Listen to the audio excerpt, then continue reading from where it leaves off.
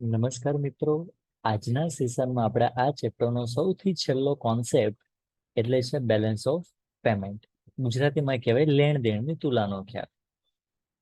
તો લેણ દેણની તુલા એટલે શું? તો કે લેણ દેણની તુલા એટલે કોઈ દેશના અન્ય દેશો સાથે વેપારના મૂલ્યનું સરવૈયું, જેમાં વસ્તુઓ તથા સેવાઓના વેપારનું મૂલ્ય, સાધનોની હેરફેરનું ખર્ચ અને મૂડી વેપારના મૂલ્યની નોંધણી થાય છે.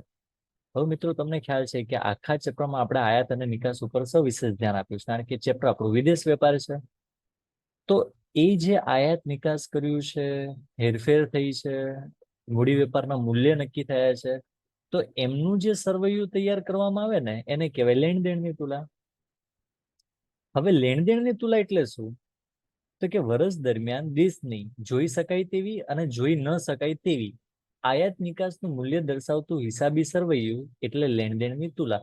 તમને થાય કે સર આ દ્રશ્ય ન દ્રશ્ય એટલે શું? તો અહીંયા એવું બોલી શકાય, માલ સામાન વસ્તુ, બરોબર છે, એ બધી વસ્તુનો સમાવેશ થાય. અને અહીંયા સમાવેશ થાય સેવાઓનો. ચલો, ભૌતિક એટલે દ્રશ્ય ચીજ વસ્તુઓ, અભૌતિક એટલે એવી ચીજ વસ્તુઓ કે જેને સેવા કહી શકાય. હવે ધ્યાનથી સાંભળજો. લેણ દેણની તુલાને બે બાજુ એટલે કે જમા બાજુ અને ઉધાર બાજુ હોય. વિદ્યાર્થી મિત્રો ચલો મારી સાથે બોલતા જજો. લેણ દેણની કેટલી તુલા, કેટલી બાજુ હોય છે? બે બાજુ હોય છે, જમા બાજુ અને ઉધાર બાજુ.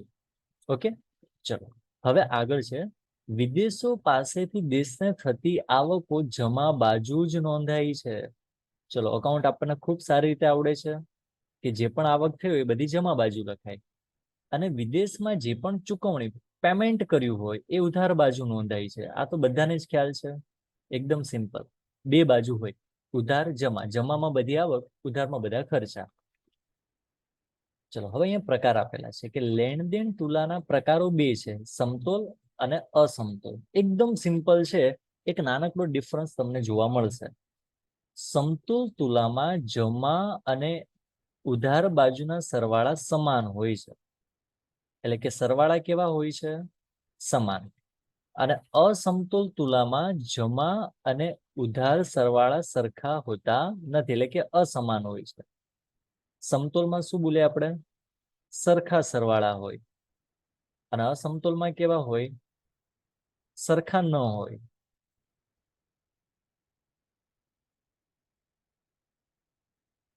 હવે ધ્યાનથી સાંભળજો. જમા બાજુનો સરવાળો એટલે કે જમા બાજુનો સરવાળો ઉધાર બાજુના સરવાળા કરતા વધુ હોય.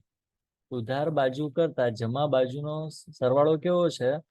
વધુ છે. ધ્યાનથી સાંભળજો. અહીંયા હું તમને સૌથી સરળ રીતે તમે સમજી શકો ને એ રીતે હું સમજાવવાનો પ્રયત્ન કરું છું. મોટા ભાગના છોકરાઓમાં ઘણું કન્ફ્યુઝ થઈ જાય છે. ચલો, જમા બાજુનો સરવાળો ઉધાર બાજુના સરવાળા કરતા વધુ હોય તો લેણ દેણની તુલામાં પુરાંત છે એમ કહેવામાં આવશે. ક્લિયર? ચલો સમજો. જો જમા બાજુનો સરવાળો વધુ હોય તો પુરાંત છે તેવું કહેવાય, અને ઉધાર બાજુનો સરવાળો જમા બાજુના સરવાળા કરતા વધુ હોય, એટલે ઉધાર બાજુનો સરવાળો વધારે હોય તો એમાં ખાધ પડી છે તેવું કહેવાય. ખાધ એટલે ખબર છે ને? ખાધ એટલે ખર્ચ, નુકસાન. ઉધાર બાજુ એટલે શું? ખર્ચા છે ને? ઉધાર બાજુ ચુકવણી વધારે હોય અને આવક ઓછી હોય તો એને ખાધ કહેવાય, અને આવક વધારે હોય તો એને પુરાંત કહેવાય. એકદમ સિમ્પલ છે, બિલકુલ. ચલો હવે બે ખાતા હોય, પ્રકાર પૂરા થયા. ખાતા ચાલુ ખાતું અને મૂડી ખાતું. તો ચાલુ ખાતું એટલે શું? જમા અને ઉધાર રકમો નોંધવામાં આવે છે. તો આપણને ખ્યાલ છે એમાં ખાસ ભૌતિક વસ્તુઓ અને અભૌતિક વસ્તુઓ. ભૌતિક વસ્તુ એટલે શું? ભૌતિક વસ્તુઓની નિકાસ કમાણી જમા બાજુ અને ભૌતિક વસ્તુની આયાત પાછળનો ખર્ચ ઉધાર બાજુ છે. કમાણી કઈ બાજુ આવે? જમા બાજુ આવે. અને કોઈ ખર્ચ છે ક્યાં આવે? ઉધાર બાજુ. એ તો આપણને ખ્યાલ છે. એ સરવાળાને વેપાર તુલા કહેવાય છે. ભૌતિક વસ્તુની આયાત ચુકવણી ભૌતિક વસ્તુની નિકાસની કમાણી કરતા વધુ હોય તો વેપાર તુલામાં ખાધ આવે. જે ઉપર સમજ્યા એ જ વસ્તુ અહીંયા. અને જો એનાથી ઉલટું હોય, આવક વધી જાય, તો વેપાર તુલાની પુરાંત છે તેવું કહેવાય. કોઈ પણ સેવાઓના નિકાસ, આયાત થતી આવક અને જાવકની નોંધણી પણ ચાલુ ખાતામાં કરવામાં આવે છે. કોઈ પણ સેવા હોય એની પણ આયાત નિકાસ કરી હોય તો એની પણ નોંધણી ચાલુ ખાતામાં કરવામાં આવે છે. ચલો હવે મૂડી ખાતામાં શું? ખાસ ધ્યાન રાખજો, ઉપર જે ભૌતિક અભૌતિક નો સરવાળો કરો ને તો એને પણ તુલા કહેવામાં આવે. પણ કઈ તુલા? ચાલુ ખાતાની તુલા. હવે મૂડી ખાતામાં શું આવે? આ ખાતામાં એક દેશના અન્ય દેશો સાથે મૂડી વ્યવહારોનું મૂલ્ય નોંધવામાં આવે. જેમ કે કોઈ દેશ બીજા દેશ સાથે બોન્ડ, શેર, સોનું, મૂડી, કોઈ પણ પ્રકારનું ધિરાણ જે સ્થાયી મૂડી રોકાણ છે એ કરે તો એ મૂડી ખાતામાં આવે, એ ચાલુ ખાતામાં ન આવે. તો ચાલુ ખાતાના મૂડી ખાતાના સરવાળાને શું કહેવાય? લેણ દેણની તુલા કહેવાય. ક્લિયર? ભૌતિક અભૌતિક ની વાત કરો તો ચાલુ ખાતાની તુલા કહેવાય, મૂડી ખાતાની કરો તો એને લેણ દેણની તુલા કહેવાય. ખાસ યાદ રાખજો, ચાલુ અને મૂડીના બંનેના સરવાળાને. લેણ દેણની તુલાને અસર કરતા પરિબળો પણ ઘણા બધા છે. જો દેશમાં આયાત, નિકાસ, મૂડીની હેરફેર, સાધનની હેરફેર, મૂડીરોકાણ, ધિરાણ વગેરે અસર કરતા ઘણા બધા પરિબળો છે. આવા પરિબળોને કારણે તુલામાં પુરાંત અથવા ખાધ આવી શકે છે, આવક પણ થાય, નુકસાન પણ થાય. પરંતુ આવા પરિબળો મુખ્યત્વે દેશના આર્થિક વિકાસના સ્તર પર આધારિત હોય. જેમ કે હુંડિયામણનો દર, જેને કહેવાય ફોરેન એક્સચેન્જ, આપણું કેટલું સ્ટ્રોંગ છે યુએસ ડોલરની સામે, પેલું એ આવે. બીજું, વેપાર થતી વસ્તુ અને સેવાઓની પોતાની દેશમાં તથા વિદેશોમાં કિંમત શું છે વસ્તુ અને સેવાની, વસ્તુની વિવિધતા અને ગુણવત્તા ઉપર આધાર રાખે. અનિવાર્ય આયાતો કરો છો એ પણ ક્યાંક ધ્યાનમાં લેવામાં આવે. આર્થિક વિકાસનું સ્તર શું છે, રાજકીય કાયદાકીય અંકુશો કેવા છે, અને જે તે દેશની અંદર વેપારને લગતું વાહન વ્યવહાર, સંદેશા વ્યવહાર કે અન્ય આંતરમાળખાકીય સુવિધા કેવી છે, એ બધા ઉપરથી આપણી લેણ દેણની તુલાને અસર કરતા પરિબળો ખ્યાલ આવી શકે છે. તો ખાસ મિત્રો ધ્યાન રાખજો, જે પોઈન્ટ સ્ટીક કરાવ્યા છે એ યાદ રાખવાનું છે.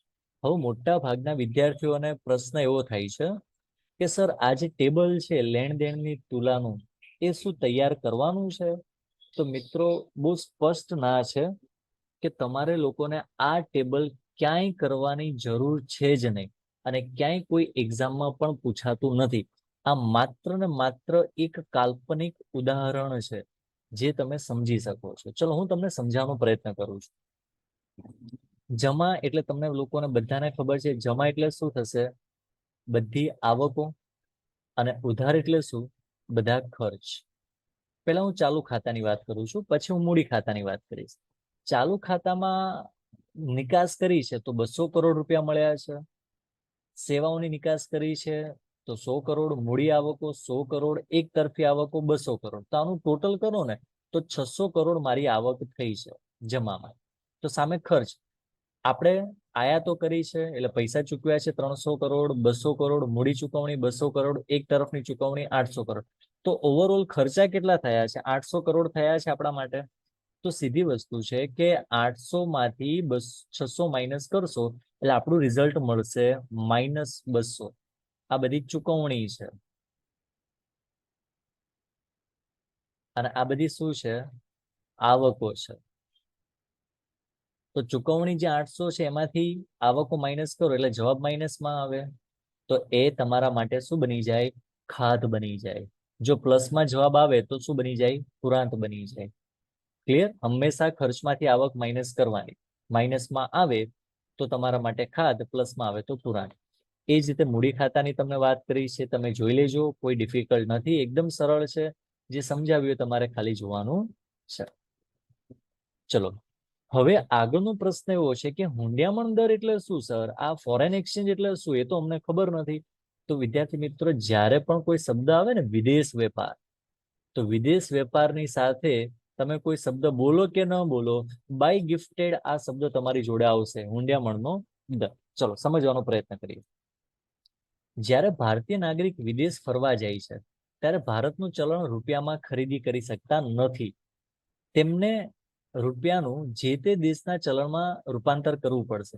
તેમજ જ્યારે ભારતમાં કોઈ આયાતકાર વિદેશી વસ્તુ આયાત કરે છે ત્યારે તેની ચૂકવણી પણ જે તે દેશના ચલણમાં આંતરરાષ્ટ્રીય સ્તરે સ્વીકૃત ચલણમાં કરવી પડે. તો આ ઉદાહરણો ભારતની વિદેશી હુંડિયામણની માંગ દર્શાવે છે.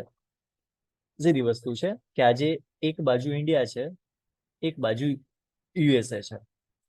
હવે યુએસએ થી કોઈ પણ માલ આપણે ઇન્ડિયામાં લાવીએ છીએ તો આપણે એને શું કરવું પડશે? નાણું આપવું પડશે. હું નાણું બોલું છું, રૂપિયા આપવા પડે એવું નથી બોલતો. નાણું આપવું પડશે. પણ નાણું કઈ રીતે આપશો? રૂપિયામાં આપશો? ના. તો એક આંતરરાષ્ટ્રીય ચલણ નક્કી કરવામાં આવ્યું છે, જેને યુએસ ડોલર કહેવામાં આવે છે. ખાસ યાદ રાખજો, મોટા ભાગના દેશોમાં યુએસ ડોલર એક્સેપ્ટેબલ છે. તો એ યુએસ ડોલર શું કરવામાં આવે છે? એક્સેપ્ટ કરી લેવામાં આવે છે. તો યુએસ માંથી કોઈ પણ માલ આવે છે કે ભારતમાંથી કોઈ પણ માલ યુએસએ માં જાય છે, એની ચુકવણી માટે શું નક્કી કરવામાં આવતું હોય છે? કોઈ એક હુંડિયામણ નક્કી કરવામાં આવતું હોય, અને એ હુંડિયામણનો દર શું છે એને આપણે કહેવાય હુંડિયામણ દર. ક્લિયર? જેમ કે સમજો કે આપણે 85 રૂપિયાનો માલ મોકલ્યો છે યુએસએ માં, તો એ આપણને શું કરશે? $1 આપશે. ત્યાંથી આપણે કોઈ વસ્તુની ખરીદી કરી છે, તો પણ આપણે શું કરીશું? એને $1 પ્રમાણે એની ચુકવણી કરીશું. એટલે કે આપણે અહીંથી 85 રૂપિયા જ મોકલીશું, પણ એ લોકોને શેમાં કન્વર્ટ થશે? ડોલરમાં કન્વર્ટ થઈને $1 મળશે. તો આવા પ્રવાસીઓ વેપારી બેંકો પાસે ચલણના કાયદા માન્ય વેપારીઓ પાસે જઈને પોતાના દેશના ચલણની અન્ય ચલણમાં રૂપાંતર કરાવે છે, અને જે તે સમયમાં પ્રવર્તતા ચોક્કસ દર થાય છે, આવા દરને હુંડિયામણ દર કહેવામાં આવે છે. ક્લિયર? અહીંથી તમે 8500 રૂપિયા લઈને ગયા હોય, તમે જેવા એરપોર્ટ ઉપર ઉતરો છો, હવે ત્યાં તો રૂપિયો ચાલવાનો નથી. ક્યાં? કોઈ પણ દેશમાં લો ને, શ્રીલંકા છે, પાકિસ્તાન છે, બાંગ્લાદેશ છે, એવા રેન્ડમલી આપણા નજીકના પાડોશી દેશ છોડો, તો એના સિવાય ક્યાંય રૂપિયો ચાલતો નથી. તમે ગયા આફ્રિકાના કન્ટ્રીમાં, બરોબર છે. હવે ત્યાં જઈને તમે કોઈ યુગાન્ડા દેશમાં જાઓ, તો પછી ત્યાં તો એ પ્રમાણે કરન્સી ચાલતું, ત્યાં રેન્ડ પણ ચાલે, બરોબર છે. તો ત્યાં જઈને તમે એમ કહેશો કે ભાઈ મારી પાસે 85 રૂપિયા છો, મને આ આપો, તો કહેશે કે ના ના, અમારે આ વસ્તુ ચાલતી નથી, અમારે તો રેન્ડ ચાલે છે. તો આપણે 8500 રૂપિયાને શેમાં કન્વર્ટ કરવા પડશે? એક કન્ટ્રીના ચલણમાં કન્વર્ટ કરવા પડશે. એને કહેવાય હુંડિયામણ દર. Got it? ચલો, જે દરે એક દેશના ચલણને બીજા દેશના ચલણમાં રૂપાંતર કરી શકાય એને હુંડિયામણ દર કહેવાય. એક દેશના ચલણની બીજા દેશની ચલણમાં વ્યક્ત થતી કિંમતને પણ હુંડિયામણ દર કહેવાય. આપણે યુએસએ ફરવા ગયા હોય તો 8500 રૂપિયા આપો તો તમને શું આપશે? $100 આપશે. તો આ રૂપીઝનું જે આપણે ડોલરમાં કન્વર્ટ કર્યું ને, એને હુંડિયામણ દર કહેવાય. બરોબર છે. આફ્રિકાના યુગાન્ડામાં સિલિંગ ચાલે છે, પણ મોટા ભાગના આફ્રિકામાં રેન્ડ પણ એક્સેપ્ટેબલ છે. કોઈ પણ દેશ માટે હુંડિયામણ દર એટલે વિદેશી ચલણના એકમની પોતાના દેશના ચલણમાં વ્યક્ત થતી કિંમત, એટલે વિદેશી ચલણનું એકમ ખરીદવા માટે પોતાના દેશના ચલણ જેટલા ચૂકવવી પડતી કિંમત. સીધી વસ્તુ છે કે તમે $1 આપશો અહીંયા, તો 60 રૂપિયા પ્રમાણે તમને વસ્તુ અહીંયા મળશે. બરોબર છે. આ બહુ જૂનો આંકડો છે. અત્યારે તો લગભગ 82-85 રૂપિયાની આસપાસ ડોલર ચાલે છે. તો એ પ્રમાણે એને પૈસા ચૂકવવા પડશે. જ્યારે ભારત માટે હુંડિયામણનો દર ઊંચો થાય ત્યારે ભારતનું ચલણ આંતરરાષ્ટ્રીય બજારનું મૂલ્ય ઘટ્યું ગણાય, કારણ કે વિદેશી ચલણનું એક એકમ ખરીદવા માટે વધુ રૂપિયા ચૂકવવા પડે.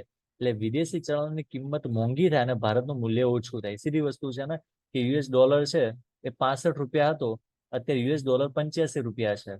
તો આ લોકો તો $1 જ ચૂકવે છે, પણ પેલા આપણે 65 રૂપિયા જેટલી વસ્તુ આપતા હતા, હવે એને 85 રૂપિયા જેટલી વસ્તુ આપવી પડશે, જે આપણું મૂલ્ય ઘટાડે છે. ક્લિયર? ભારતનું હુંડિયામણ દર નીચો થાય ત્યારે રૂપિયાનું મૂલ્ય વધે.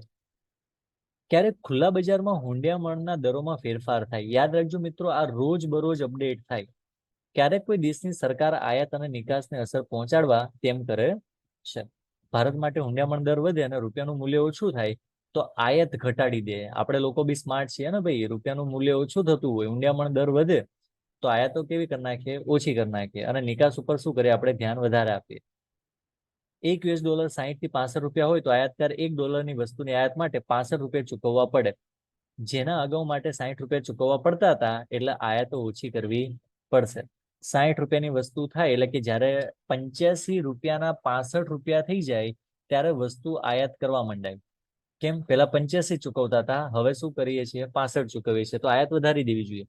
પણ 65 ના 85 થઈ જાય તો આયાતો ઘટાડી દેવી જોઈએ. એટલે લખ્યું છે, કોઈ વિદેશ વેપારી $1 ખર્ચીને પેલા 60 રૂપિયાની વસ્તુ મળતી હતી, હવે 65 રૂપિયાની વસ્તુ મળે છે, તો એવા સમય શું કરવા માંડાય? વસ્તુ વેચવા માંડાય. 65 રૂપિયાના 85 મળે છે તો સીધી વસ્તુ વેચવા માંડો. $1 તમને મળશે એટલે ડાયરેક્ટ તમને 65 ની જગ્યાએ કેટલા મળશે? હવે ડાયરેક્ટ 85 મળશે. તો સીધી નિકાસો વધારી દેવાય. એટલે યાદ રાખજો, જો ભાવ વધે, 65 ના 85 થાય તો એક્સપોર્ટ કરવા માંડાય, પણ 85 ના 65 થાય તો ઇમ્પોર્ટ કરવા માંડાય, એટલે આપણને ફાયદો જ ફાયદો જોવા મળે. તો બસ લાસ્ટમાં એક લાઈન આપી છે કે ભારત માટે હુંડિયામણનો દર ઘટે તો તેનાથી ઉલટું જોવા મળે, જે તમને લોકોને બાજુમાં મેં સમજાવ્યું છે. મિત્રો, ચેપ્ટર આપણું ફિનિશ થાય છે, પૂરું થાય છે. શક્ય હોય તો આજના દિવસમાં આપણે જે લેણ દેણના જે કોન્સેપ્ટો ચલાવ્યા છે એ સવિશેષ નજર કરજો. એક્ઝામના પોઈન્ટ ઓફ વ્યૂથી ખૂબ જ અગત્યનો પ્રશ્ન છે. વિદ્યાર્થી મિત્રો, હવે મળીશું આપણે એક નવા ચેપ્ટર સાથે. ત્યાં સુધી રજા લઈએ. દરેક વિદ્યાર્થી મિત્રોને bye, have a nice day. Thank you.